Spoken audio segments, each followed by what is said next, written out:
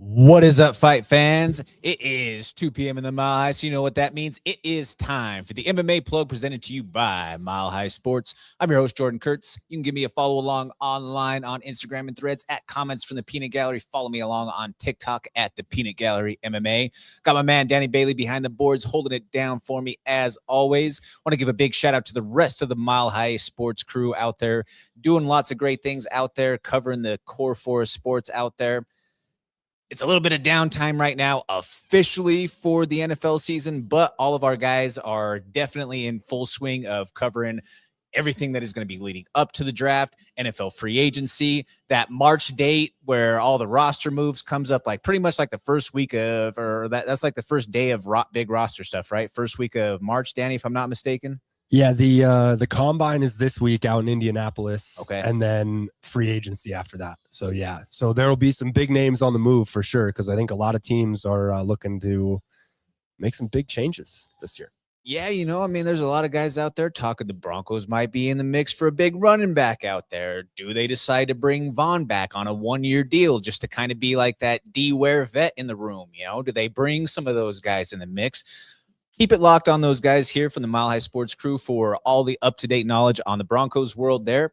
You have the U.S. winning gold. I mean, it was both double gold, but I mean, hey, if you're hating on the men's team right now after what they just did, after the display that they gave for their fallen teammate because of the way that the post-game celebration went, you probably eat corn the long way. The Nuggets, they're back in the mix after the All-Star break. You have them dropping a couple of games here over the course of the last 10. They're sitting now at 4th in the West, but still pretty good position considering all the injuries that they've been able to withstand. And as far as baseball goes, you've got spring training games that are underway. Let me tell you, after a couple of the clips that went out the other day, I was with the Big Yins, Josh Friend last night. We were, so excuse me if my voice is a little bit off. We were screaming away at the Bad Omens concert, but we were talking about some of the clips that we saw from those initial games. There's a dude out there right now who is just humming away with a submarine delivery that is pure filth. Like, it was one of those things that from a purist standpoint or from just the inner baseball fan of me, as you know, the birds are starting to chirp a little bit, the sun is staying out a little bit longer, you're getting those spring vibes. When you see that sort of delivery and you see some action going back down on the diamond, just kind of tells you that the season is changing. It's springtime once again. But yeah, again, that was fun to see. It was fun to see that. And we'll get to also check out the World Baseball Classic, which kicks off next week. So lots of action about to kick off here in the spring sports world. Make sure that you check out the Mile High Sports crew wherever it is possible. Again, we are down here at the Mile High Sports Studio at number 38, presented by Volo and the Vimas app. Come down here to the number 38. Check out any of the games that you can with the watch parties, or just come down here, have a bite to eat, a couple of cold drinks, TVs all the way around, watch the games, pick up some Mile High Sports merch. It'll be a great time there for you. Moving along to the Colorado Rundown, burn through this a little quickly here. Guys, if you have the chance to pick up your tickets from the athletes directly, please do so. It definitely helps them as far as their commission, as well as being able to grow their platform in the process. You have Battle MMA Championships going down on March 7th in Colorado Springs. A couple of real big fights going down on that card, whether it's on the amateur side of things with some titles to some very familiar pros who are on that freshman, sophomore side, and then a couple more established vets that you're going to be having get after it on that card. I think that you're going to have an interesting scrap between Dylan King and Alejandro Rodriguez. That should be a fun one on that card to check out. A couple weeks following that, you've got 5280 Muay Thai Fight Series going down on the 21st. That's a Muay Thai matinee at the Stampede. Later on that night, down in Southern Colorado at the Pueblo Ice Arena, you have the SoCo Showdown going down for Sparta Sports and Entertainment. And then the following week, you have Colorado Combat Club going down at the Stampede. That's going to be on the 28th. That's a Saturday, another matinee show there. So it's going to be all ages. Everybody is welcome to come out and check out that show there. Going to have some big announcements and talk a little bit more in depth on that card as we grow closer to it. And then the other event on the calendar so far with an official date and venue, we have Sparta Sports and Entertainment going down on April 25th at the Blue Arena up in Loveland. More on all of those cards as we grow closer. I know there's going to be a couple more dates or a couple more things that we're going to speak about in the mix, whether it's CJJC, Airtight Boxing, so on and so forth. Again, if you can pick up tickets directly from the athletes, please do so. It definitely helps them. Moving along to the weekend recap. Over the weekend, you saw Ryan Garcia win a WBC world title against Mario Barrios. The thing is Ryan Garcia has been a tremendous talent ever since he was a kid. We've seen him grow up before our eyes. Has he had some trials and tribulations and some absolute issues? 100%. But somebody who does have the type of skill that he does, if he's able to eliminate the distractions, if he's able to separate himself from some of the temptations that exist out there, especially when you are as young and crazy, ridiculous, stupid, filthy FU money type of rich that he is, not just from boxing already, but from all of the money that he makes across his different social media platforms and appearances and so on and so forth, like that kid never has to fight again. He's already set for life when it comes to the finances. So I think it is encouraging to see him go out there and have a real well-orchestrated performance. Wins him a world title. Let's see where this road goes for him going forward. Is he able to maintain his confidence? Is he able to maintain his consistency? And will he be able to maintain his conduct as he grows forward and grows into these championship stages of his career? The UFC had its, I believe it was its 8th appearance down in Houston. I want to say something along those lines. I've actually had the pleasure of covering a card down in Houston. The Toyota Center, it's a great venue for fights overall. But, you know, what I will say about downtown Houston, especially right around now, because it was this same exact time of year when I covered that card down there. It was when Yusuf Zalal made his UFC debut. Jonathan Martinez was on that card. It was the John Jones and Dominic Reyes card. That was a February show back in 2020, like a month before the world went absolutely nuts and shut down for everything. But even back then, downtown Houston is kind of like a ghost town.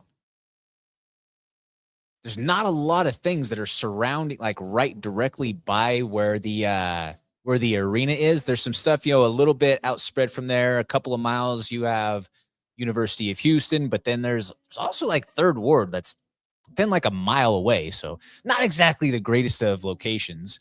Sean Strickland spoke about it during the media days. Like, man, like I'm used to when we go out on the road for fight days, like everywhere that we go, or, you know, like he spoke about how the last time when he was out on the road, it was in Nashville and they couldn't walk anywhere without like being swarmed by people. Whereas he said it was a little bit nice in Houston to where they could kind of go and just mix and mingle a little bit with really not a lot of interaction.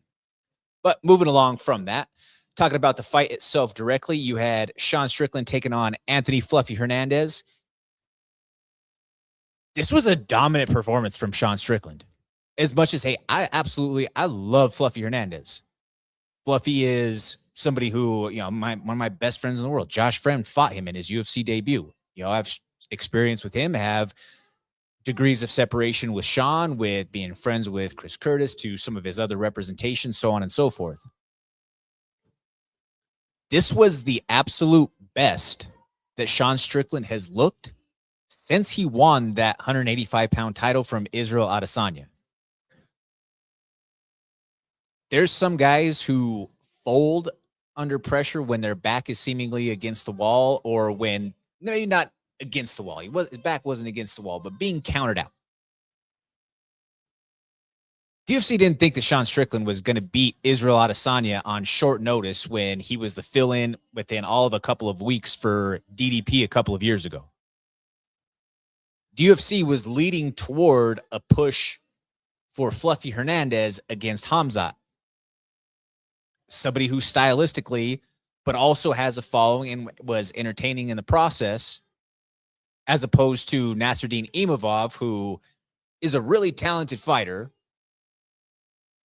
but just isn't interesting. He doesn't have a fellowship. He doesn't have a following. He doesn't move the needle. Well, Sean Strickland went and threw a monkey wrench into the gears once again. Throughout his career, the Achilles heel for Anthony Fluffy Hernandez has been a knee to the body. In multiple instances where we have seen him fall, where we have seen him lose, where we have seen him meet somebody who is the better man that night, it has been because they went to the body.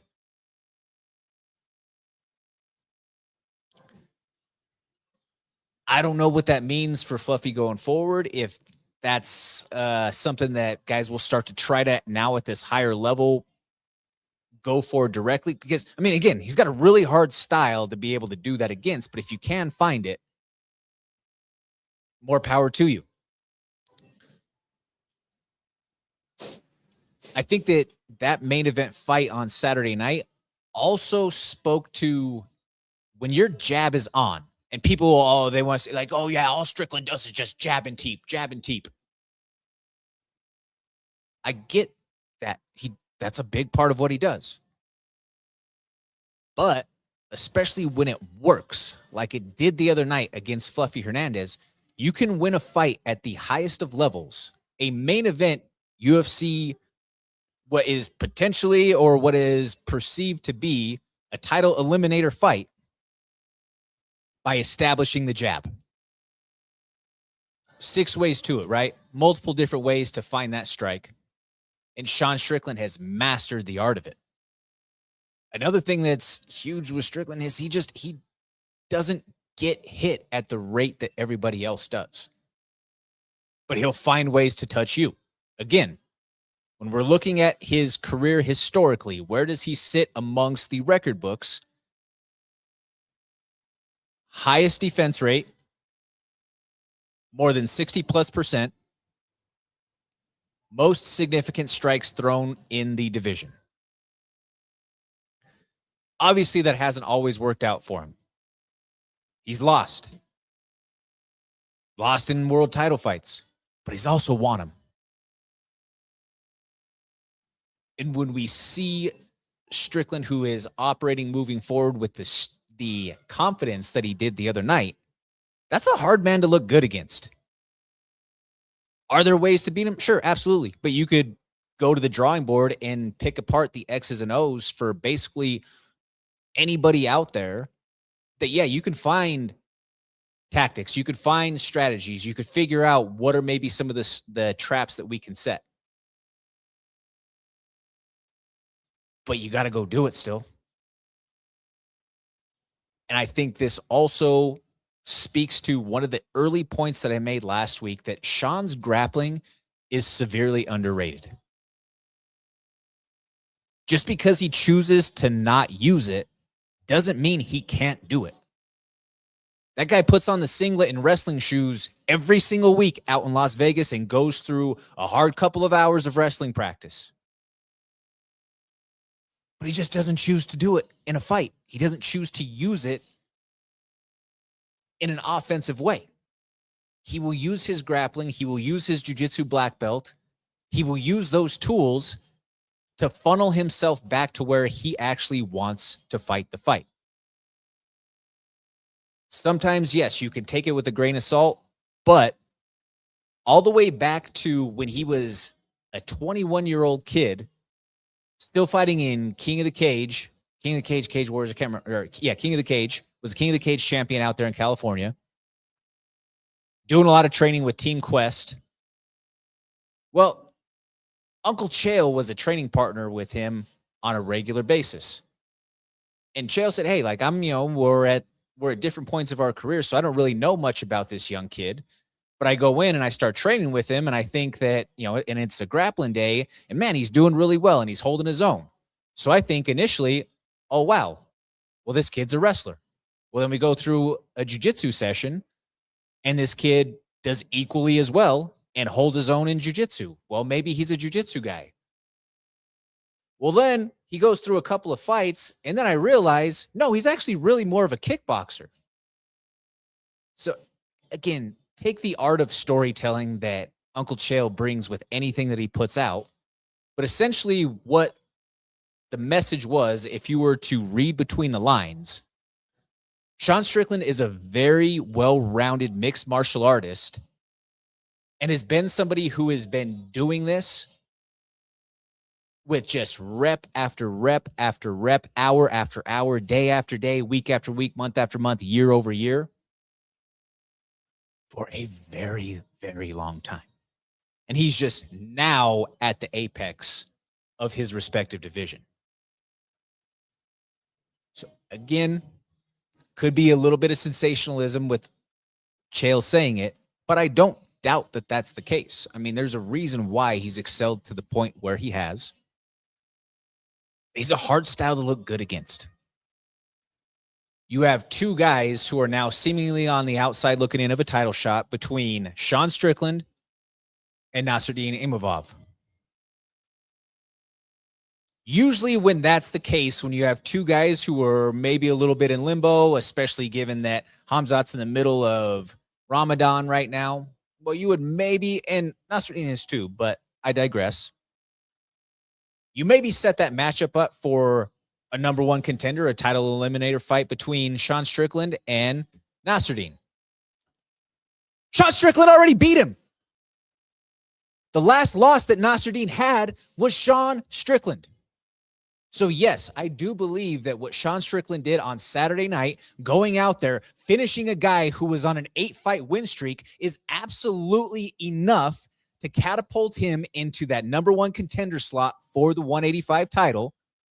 And can you imagine? I mean, it's a PR nightmare for Paramount Plus. We're going to talk a little bit more about that later on in the program. But can you imagine the buildup that would happen between Sean Strickland and the Chechen Khamzat Chimaev for that title fight?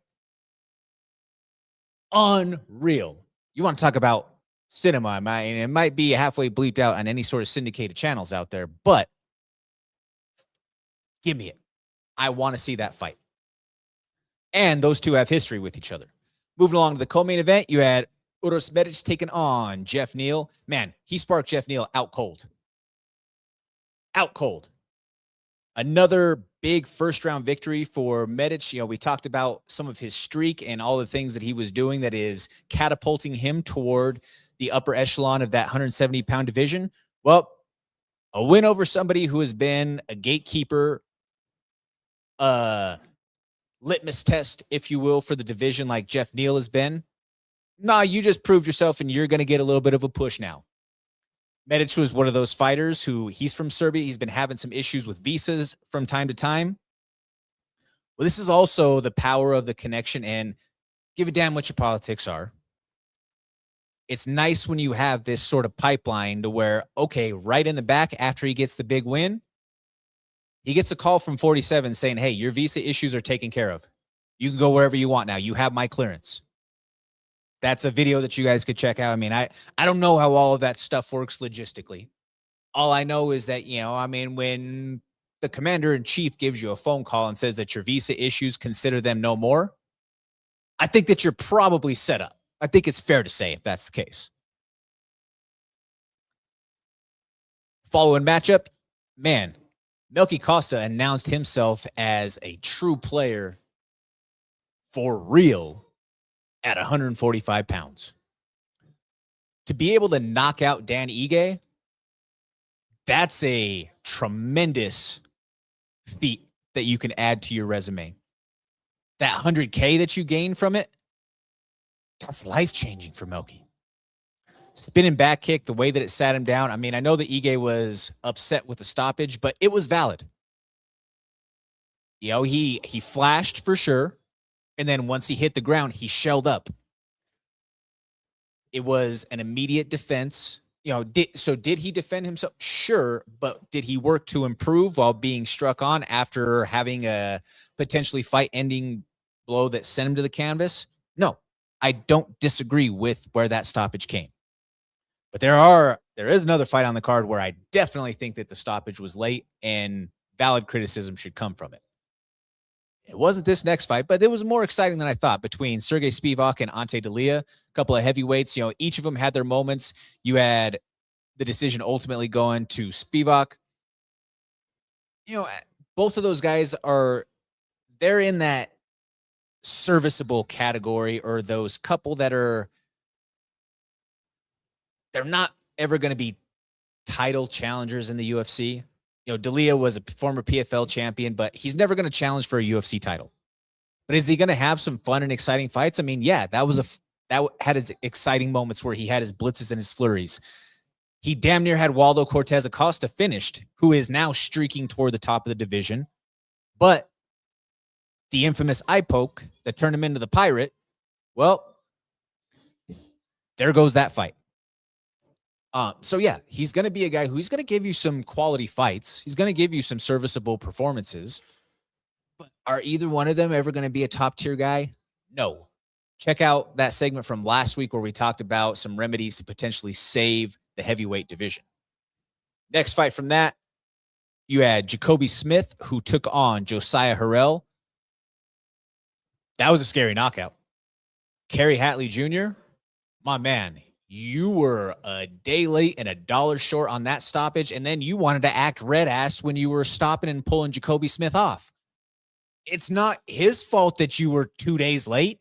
It's not his fault that he was playing bongos with Josiah Harrell's unconscious head from the position that they were in. Josiah Harrell, hopefully for him, he has some time away. Part of why his UFC debut was delayed was because he did have some brain issues in the past that he had operated on. Well, after suffering a crazy knockout like that, man, I hope that his time away is at least 60 to 90 no contact before he starts working back in. Who knows how that all works out, though? You know, that's it was a scary knockout. Jacoby Smith calls out Kevin Holland. I don't know whether that fight happens or not, just based off of where they're at respectively in their two different careers. And I really and truly, I don't think that it's that great of a match. I mean, unless Jacoby Smith goes out there and just, you know, Stillwater, Oklahoma goes and OK State Cowboy wrestles him the entire time. I think it's a bad matchup for him against Kevin Holland, given that Kevin Holland just has so much experience. That would be one where I could see the young 12-0 fighter running into a veteran who just has too many tricks of the trade to work against him. But then again, you never know. Kevin Holland does struggle when he gets put on his back and somebody just blankets him.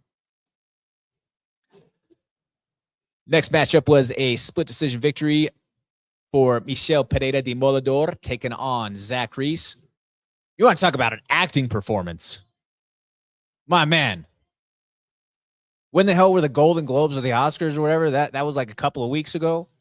Well, they missed their freaking entrance for this year because Michel Pereira, he faked 2 nut shots and he got a lot of extra time to recover from it. And as a guy who notoriously gets tired, who shoots his wad and ends up having ridiculous adrenaline dumps, he was given a couple of gifts in the process.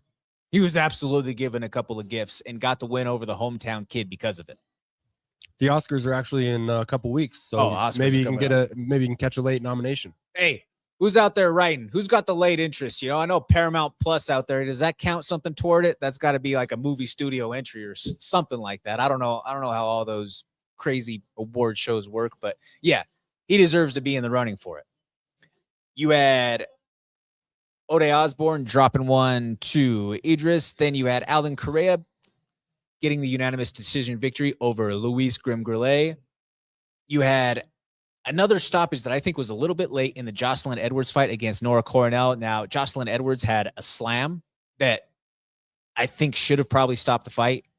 You could see the scream or the yelp let out by Nora as soon as they hit the canvas, and then just the actual visual discomfort. So something definitely happened when they hit the canvas. She had to wear a couple more in the process, but that's the game. Puna Soriano stays on top at welterweight. I believe that's now 4-0 for him. You had a crazy late push by Phil Rowe against John Paul Labostiani, but Labostiani in his UFC debut able to get that victory over the longtime veteran. Now, John Paul Labostiani, I think that this is one of those wins where you have that feeling that it's always better to learn off of a win, right? Started off really well. Looked sensational at the beginning of the fight, but definitely faded. And in the last half of the third round, Phil Rowe was starting to really pick up momentum and starting to charge toward his victory. However, it was too little too late for Phil Rowe. And you could hear the frustration from Phil Rowe's corner as they were trying to tell him, you've got to go. You've got to go. And it was just too little too late. He really didn't start to put the foot on the gas until the very end. And again, just wasn't enough. What does that hold for the future for Phil Rowe? Well, that's not a good recent history as far as his run sheet goes. He's a talented fighter, a good veteran at 170. But when you're losing to debut guys like that on the undercard, you don't help yourself in terms of giving them reasons to give you a new contract. Hopefully he does. And rounding that off, just going to go with one more here on the card before we move over to the weekend preview and take a quick break here. We had Carly Judas beating Juliana Miller. Juliana Miller, former tough winner. You know, I just think that, and she had her moments. You know, she had a couple of moments within the fight, but what was the big thing that I told you guys about this fight last week coming into it? You can have really good jiu-jitsu, which Juju showed that that's exactly what she wanted to do to be able to win the fight. But when you don't have offensive wrestling to get it there, it's going to be a tough night. And yes, did she have the back for a large portion of the first round? Sure, she had an advantage position. In the second round, she got beat up pretty bad and looked pretty fatigued. But then she had a chance to go for it in the third. Once they got tied up, she jumped back and went for a rear naked choke again. Well, once that threat was averted, that was it. But again, it's a lot of the damage that she took, or a lot of where she lacked in that fight and where Carly scored, was because Juju didn't have the same level of striking, and she didn't have a blend to be able to get the fight where she was better. Stick around after the break, folks. We're going to be going into UFC Fight Night Mexico City, along with a couple other topics before we close out the show. I'm Jordan Kurtz. This is the MMA Plug presented to you by Mile High Sports. The thing about basketball is your team can win, or they might come up short. Either way, how much fun you have is all about who you're hanging with. Come on over to Hooters, where every game's a win. With wings that bring the heat, ice-cold beer to wash them down, and the only stat we really care about is assists. Game's on. Where are you gonna be? Hooters, your official hangout for game day. Welcome everyone to Folsom Field here in Boulder, Colorado. Right now is the epicenter of college football. I'll never forget, never, Ralphie running out and around the field. Boulder is always a scene nowadays. I looked at my dad and I said, Dad, I want to play here. There's so much history on this field. Just electric. The whole place goes wild. It gives me the chills to be able to come back here and be a part of something great. Golf season is here, and Denver Golf Passes make it easier than ever to play. Start your golf journey with Learn and Play 1.0. 5 clinics, 5 rounds, 5 buckets. Already playing? Take your game up a level with Learn and Play 2.0. Or grab the Friends and Family Pass. 20 par 3 rounds and 30 mini golf or range sessions. And for new players wanting reps, the Practice and Play Pass gives you 10 rounds and 15 range buckets. Find the pass that fits your game. Visit cityofdenvergolf.com. Welcome back to the MMA Plug presented to you by Mile High Sports. I'm your host, Jordan Kurtz. Give me a follow along on Instagram at Comments from the Peanut Gallery. Check me out on TikTok at the Peanut Gallery MMA. We're coming to you live from the number 38 presented by Volo and the Vimas app. Guys, we're going to talk right now about UFC Mexico City. Now, the event is still going on despite some of the world conflict, controversies, whatever. I'm nowhere near educated enough on any of the ongoings to even begin speaking about it. I just know that there's been some wild stuff happening. So moving along from that, in the main event, you have a matchup between Brandon, the babyface assassin Moreno, the former UFC flyweight champion, taking on Lonnie Kavanagh. Now, Kavanagh is a short notice replacement. You know, in this fight, this is a huge risk for Brandon Moreno. Because the thing is yes, Moreno being the former champion, massive fan favorite, huge star, is the biggest Mexican-born fighting star that the UFC has ever had. If he loses to a guy who is only a couple of fights into his UFC tenure at home, what do you do with him next? Especially depending on where he goes, and again, I want to highlight that Kavanagh is really good. This is a young, talented prospect, but do I think that he is of a title contention caliber just yet? No, I don't. I think that could he be there maybe in, say, a couple of years? Yeah, I think that there's reasonable observational data to be able to speak to him being a top contender. It's hard to ever say once you get into that top 5, especially given the landscape of what the division is at that particular time, who would actually be a champion. But could I see him being a top contender? Yeah. He has crazy fast twitch speed and pop. The way that he knocked out Anho on the Contender Series a couple of years back. No, that goes to show you the flashes of what this kid has. Being a champion of a major regional organization in Cage Warriors before he comes over to the UFC, being, somebody who has had some fun fights already. It's a dangerous situation for Brandon Moreno, I feel like, in any sort of outcome aside from him going out there and dominating. I look at this fight somewhat similar to the parallels of Brandon Royval fighting Josh Van. Giving a chance to that young guy who, hey, you know what? We don't know exactly what this young kid has yet. We may not think that he's right there ready to take that next step. But then when the lights come on, this kid goes out there and shines. We don't know that yet about Kavanagh because he hasn't been put to the test against that highest of level of guys. Could he end up doing so at that ridiculously crazy high altitude in Mexico City? It could absolutely happen. Brandon Moreno on the flip side, man, I would expect him to come out there and want to have an inspired and a dominant performance, especially after falling to Tatsuro Taira in the fashion that he did, getting finished just a few weeks back at the end of, or I should say now, time's flown a little bit. It's crazy. It's been a couple of months, but at the end of 2025, he gets finished by Tatsuro Taira, who Tatsuro is about to go fight for the title now against Joshua Van. Yeah, I would expect that Moreno wants to go out there and have one of his best performances to say, no, that I'm not washed. I'm still him. I still should be in that contention or in that consideration as one of the best guys in the world. In the co-main event, you have a bantamweight matchup between a rising contender, David Martinez, who has been electric every time that he's made the walk to the octagon. He's taken on Chito Vera. Chito's in desperation for a win, and he absolutely needs to look good.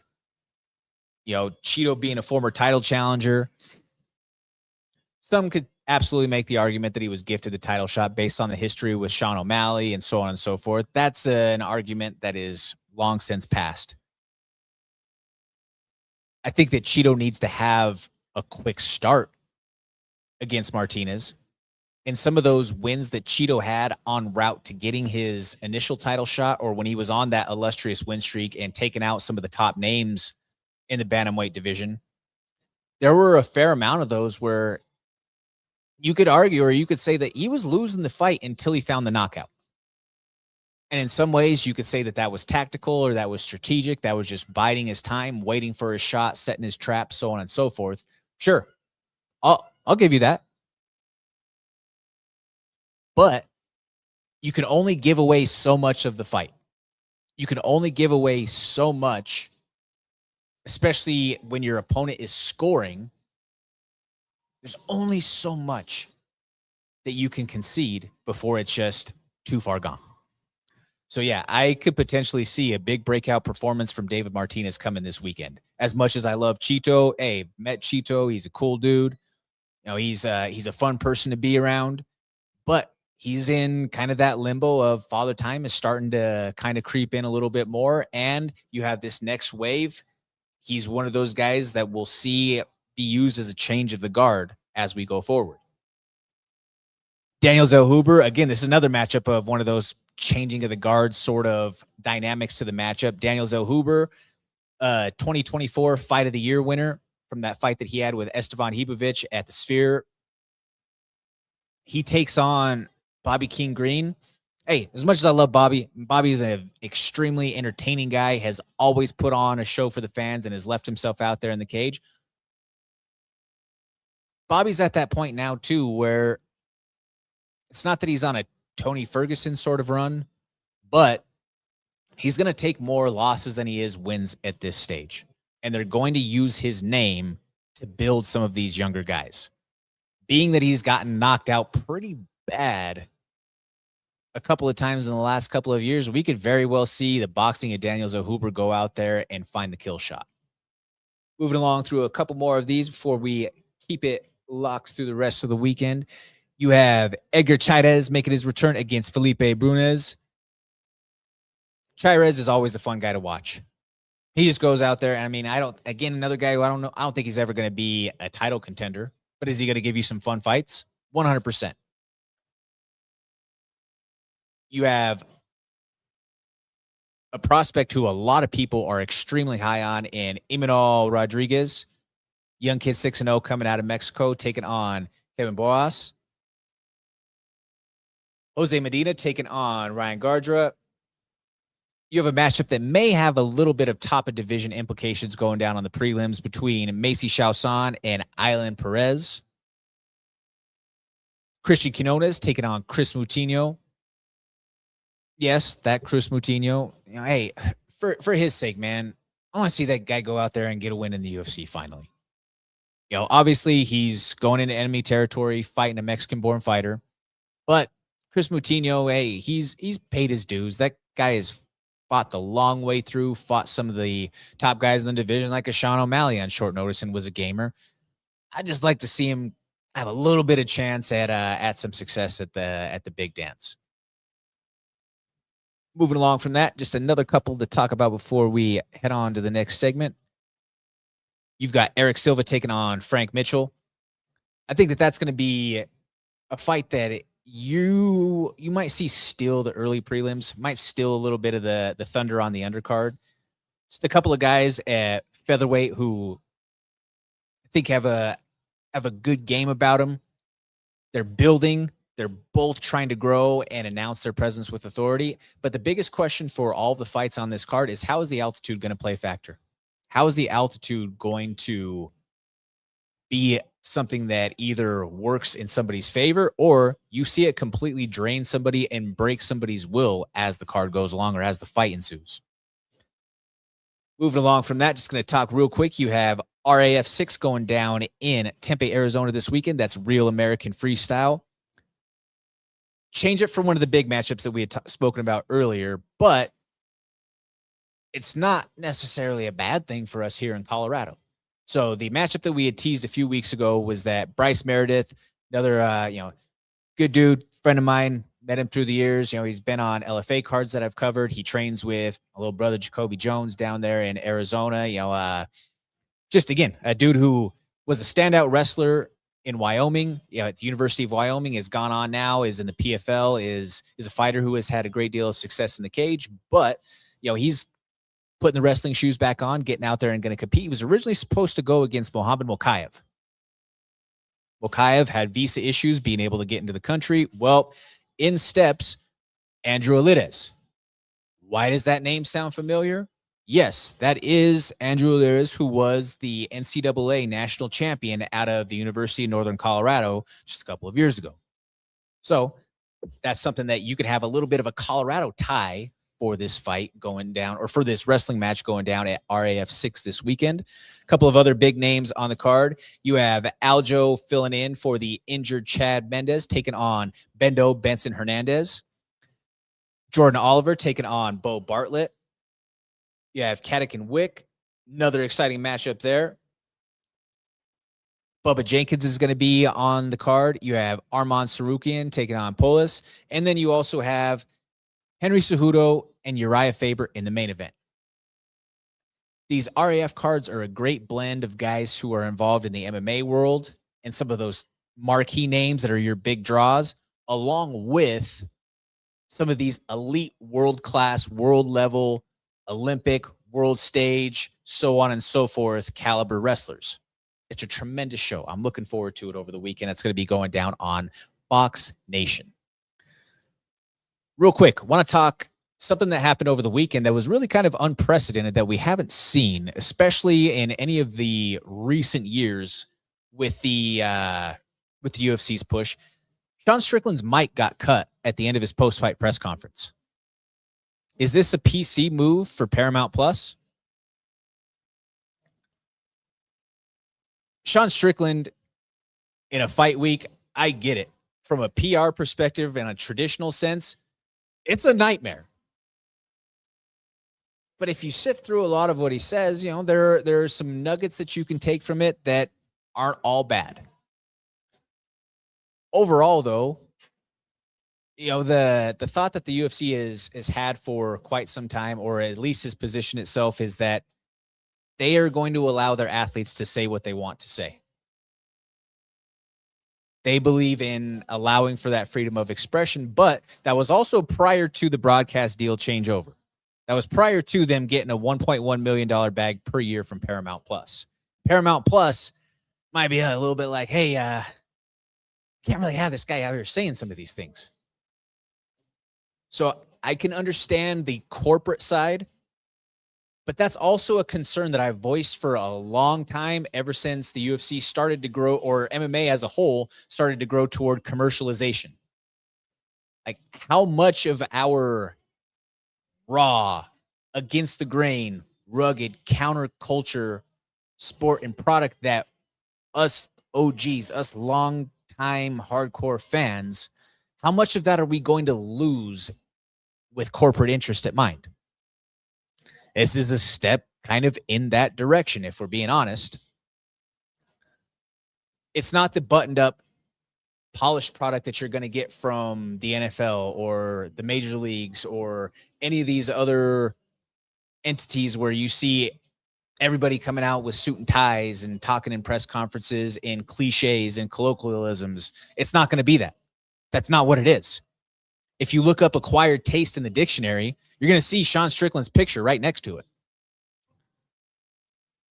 If you're from the camp of people, though, who, regardless of what their actual, you know, thoughts or what some of their expressions are, if you appreciate somebody who is authentic to themselves, who is unafraid to unapologetically be them, come hell or high water, you probably support a Sean Strickland. Like, you can think that somebody's entertaining and not agree with what they say. You can think that, oh man, buckle up, because this 20 minutes of a press conference I know is going to be some of the most loaded and unhinged responses that I could possibly hear, which, if we're being completely honest, it isn't too far off from what you would hear in a locker room, on a blue-collar job site, and a lot of places out there. It's not too far off from what you would hear amongst the boys. He's just saying it unadulterated on public platforms. Also, Dana White kind of hit the nail on the head that the media, this was Dana's quote directly. Well, yeah, you guys are also to blame because you're asking him dumb shit. So when you ask him those questions, that was Dana's direct quote. Why was nobody else on the card during the infamous media day? Why was nobody else asked about the Super Bowl halftime performer or the stuff that came along with that? Why was nobody else asked about some hockey show with a male-on-male relationship? Why was nobody else asked these hot button questions? Listen, I love Amy, the reporter who asked Sean all of the questions that sent him on his rants. I've worked many shows with her throughout the years. She's a good lady. I say it with the highest respect and reverence. But she knew damn well that she was going to get a reaction from Sean Strickland when she asked those specific questions. So, yes, you could point the blame at Sean Strickland all you want in that, the things that he said and blah, blah, blah, this and that. But when do we point the finger of accountability to the people asking the questions? Because again, like you're asking a fighter who, is doing media day for his fight, you're asking him about the Super Bowl performance or a performance with a musical artist from a sport that isn't his. You're asking him about a TV show, a fictional TV show for a sport that he is not a part of. All of these topics that don't directly concern him, you are asking him questions because you know that is just basically cannon fodder, and he can't resist with his unfiltered responses to go out there and give you these sort of clip farming, clickbait, headline producing responses that you absolutely know are going to do numbers in either direction of the extremes that people take it. You know that he's going to give you numbers. That's why you're asking him that. Why was Sean Strickland's media day 20 minutes and Fluffy's was 5? Why was the sample of questions that Fluffy was asked all stylistic, all mentality, all fight camp based, and Sean Strickland was more asked, outside of a couple of fight questions, asked social hot button issues? We can't be on both sides of this here when you're trying to point blame for accountability or trying to ask who should be at fault for these things. So again, you had Sean Strickland's microphone cut, his audio feed cut at the end of his press conference after he had started to make an accusation, the alleged pointing out, this is a publicly documented thing at this point, the controversial relationship between Aspen Ladd and Jim West. Jim West also happens to be Anthony Fluffy Hernandez's coach. So Sean Strickland said that his hatred for groomers and people of that sort, just seeing Jim West in the corner helped fuel his performance. Well, yeah, it is a questionable situation when you had a 35-year-old guy start teaching a 14-year-old, and then as soon as she turned 18, they start dating. Allegedly. I don't want any legal action from some of those, but it's a widely documented thing right now. So much to the point that you can Google it and there will be multiple outlets through the years that have spoken on the dynamics of this relationship. It is a part of Aspen Ladd's official Wikipedia page in mentions of the dynamics and the timeline of the relationship with Jim. So it's not like Sean Strickland is just completely taking this shot from left field. But as soon as he says that, yeah, they cut his mic as the schmo starts asking a question. And, there's a lot of people who missed, if you don't follow some of the actual people who were in the room covering the show, you would have missed what schmo asked him once the microphone got cut. So schmo asked him, he said, is stopping a guy on an 8-fight win streak enough to earn the next title shot? Strickland went on one last rant, just addressing the room, not with the microphone. And he said that he's the last American in this sport, and everybody wants to see him fight the Chechen whore. When asked how he beats the current champion, Khamzat Chimaev, his parting shot was, anything I effing want, dude. Anything I effing want. I'll bring in an effing goat, dude. He'll get distracted. Anything I want. You could tell that last part was Sean just being, you could see the frustration on his face that he had his microphone cut. But yeah, he is as much of a traditional PR disaster as it gets. It's a dumpster fire. But if you can't be a brash, foul-mouthed, opinion-stating person as a professional cage fighter who you have to be the one to go in there and face somebody who wants to do harm to you and deliver the most brutal consequences, where can you? That's the argument that some people say, is that his comments or his rhetoric have no place in sports. But as an agent of chaos, as someone who loves just to watch the world burn, I love me some Sean Strickland because he gets the people going. It's like the beginning of the old song with the Will Ferrell quote. I can't quote the name of the song. Paris. The song's called Paris, I think. Something along those lines. Something in Paris. But again, overall, this is, to me, it's a bit of a concerning precedent being set by Paramount Plus. But, I mean, when they're controlling the money or when they're the faucet, what else are you going to do? Real quick, going to move through the message of the week, and then we'll get through 3 rounds, and we'll get you out of here for the week. Now, guys, I just want to ask you this question. What would you give for today if tomorrow wasn't promised? What would you do? Who would you speak to? Where would you go today if you knew that there would be no tomorrow? What sacrifices would you go out there and make so that you can make the most of today? What burnt bridges maybe would you try to repair if this was your last day? There are hundreds of thousands of people who woke up today thinking they're going to have a tomorrow, and they don't. This week marks 8 years since my brother's been gone. Don't take the time for granted. If you have people out there that you still want to have a connection with, but maybe things are a little bit rocky, maybe you've had some differences in thoughts, some opinion, whatever, bridge that gap. Figure out a way to make that right. Because the last thing that you want is to be sitting there with them sitting on that corner slab on that cold sheet of steel and you wishing that you had more time. You wishing that you had one more conversation. You wishing that you had the chance to make it right. To even if it's not back on a total cordial situation, but just to bury whatever hatchet and have some peace. You never know what is going to come around the corner.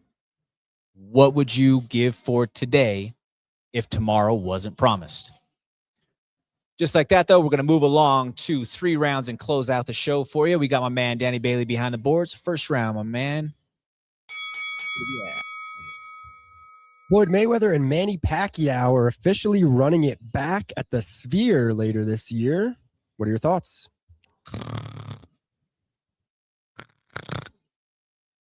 Bro, who wants to see this? Like, I get Floyd's been continuing to do a lot of exhibitions and been active throughout the years and has made a lot of money doing so. Pacquiao has been pretty far removed.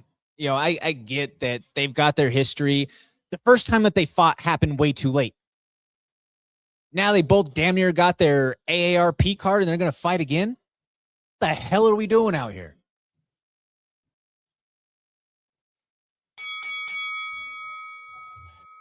There's been a rumored matchup swirling online between Carlos Prates and Conor McGregor. Is there any truth to this?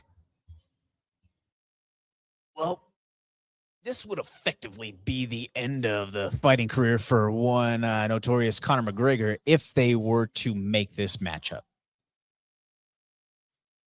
Conor is not a big welterweight when he's ever fought at 170. And on the flip side, Carlos Prates is a very long and lengthy welterweight with ridiculous power and crazy tools that I believe would starch the Irishman at this point. That's a terrible fight for Conor to come back to.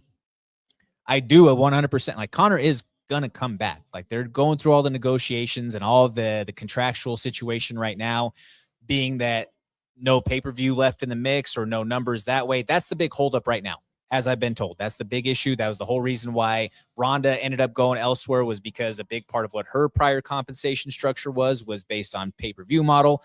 Well, not having that in the mix and not having that gap bridged by guarantees on paper, that's where those couple of top stars have had their issue with negotiations. I still believe that there are way better fights that you can make for Conor to come back and to try to just maximize what he is, other than going out there and getting absolutely sparked in what would probably be an early first round highlight reel finish against Prates.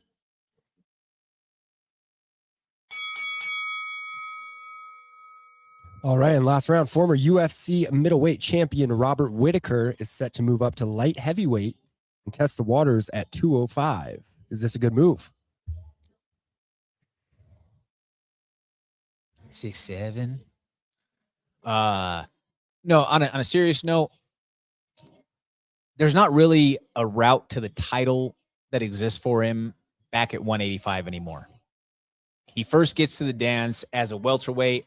He wasn't necessarily a big middleweight, was a UFC champion, and was arguably the best guy pound for pound in the world at one point in time.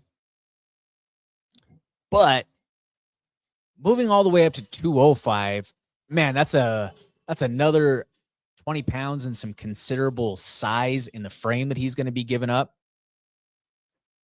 Is he skilled to compete?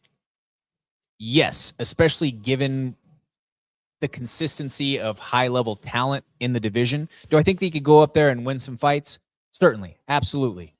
Do I think that there is ever a day where he gets back toward a title fight or where he's in the mix for gold at 205?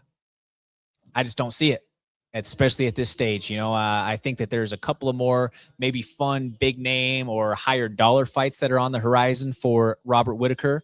But now that they're incorporating him more into the broadcast, that's a lot more money that's coming in for him in general. So I could see, hey, let's have a couple more fights. Let's make some big paydays with the remainder of what's on our fight contract. And then we'll continue our foray into the broadcast world because he does a great job on the broadcast. He's fun on any of the shows that they do. When him and Volk are doing the Australian versions, that's always great banter that they have back and forth. I'm not sold that this is a championship move, but I do understand that, hey, don't want to cut the weight anymore, wants to go out and just have a couple more fun fights and make some money. Who am I to say that he can't go do that if he's able to be competitive within the division? But just like that, folks, that wraps us all up for this week of Original Combat Sports Programming. We want to thank you all for following and rocking with us each and every week as we do so. Your support helps us to be able to continue everything from our shows here, our shows out for our athletes to be able to showcase. All of the engagement definitely helps. The likes, the shares, the follows, the showing up to shows, the tuning in on the pay-per-views, the watching the streams. Thank you all for your support in the process. I want to give a big shout out to my man, Danny Bailey, behind the boards, and the rest of the Mile High Sports crew for always holding it down. Shout out to the studio here at number 38, presented to you by Volo and the Vemus app. I'm Jordan Kurtz. Give me a follow along online at Comments from the Peanut Gallery on Instagram and the Peanut Gallery MMA on TikTok. We'll be back with you next week, same time, same place. This is the MMA Plug presented to you by Mile High Sports.